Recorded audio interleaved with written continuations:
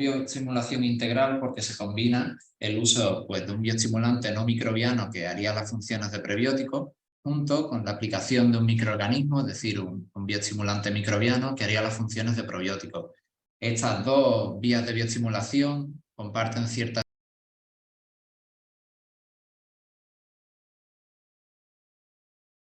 y por tanto pues, poder aportar unidades extra de nitrógeno al cultivo sin tener que aportarla pues, en los planes de fertilización.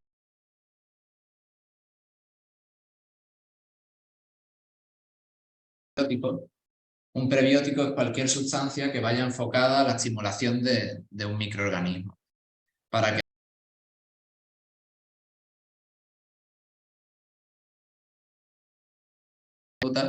nosotros digerimos multitud de nutrientes que tiene esta pieza de fruta, pero otros tantos, como podrían ser las fibras u otras sustancias, no tenemos las enzimas necesarias para digerirlo, es decir, no somos capaces de nutrirnos de esas sustancias.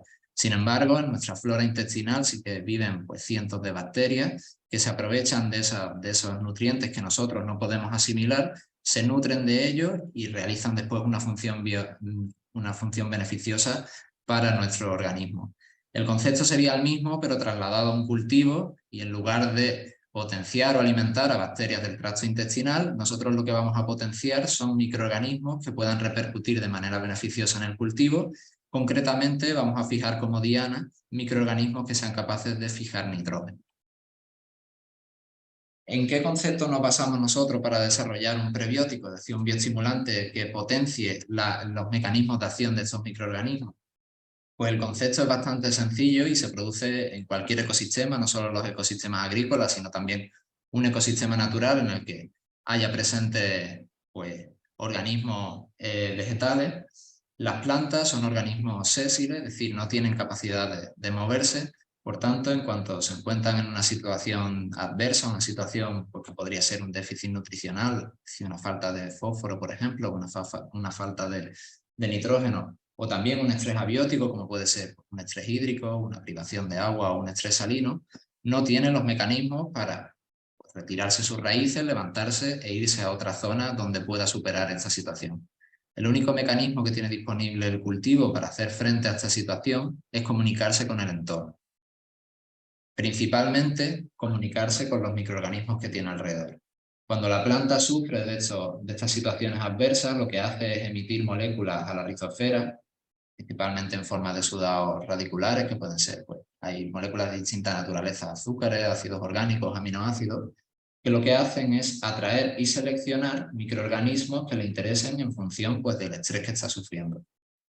De esta manera lo que consigue es aliviar pues, ese déficit nutricional o ese estrés que está sufriendo mediante la selección y potenciación pues, de microorganismos fijadores de nitrógeno, microorganismos que sean capaces de solubilizar fósforo, que sean capaces de producir osmolitos que reduzcan esa presión, esa falta de agua que está sufriendo el cultivo.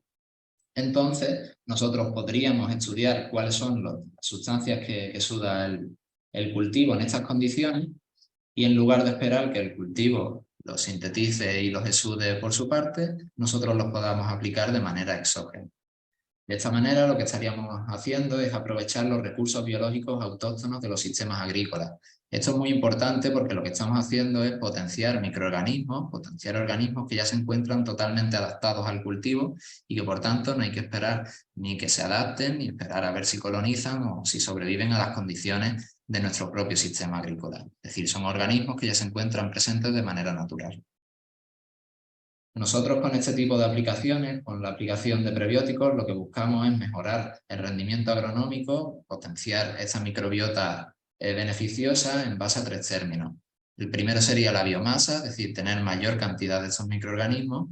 El segundo sería la actividad, que estos microorganismos estén trabajando, realizando la función que a nosotros nos interesa. Y finalmente la funcionalidad, que estaría relacionada con el anterior.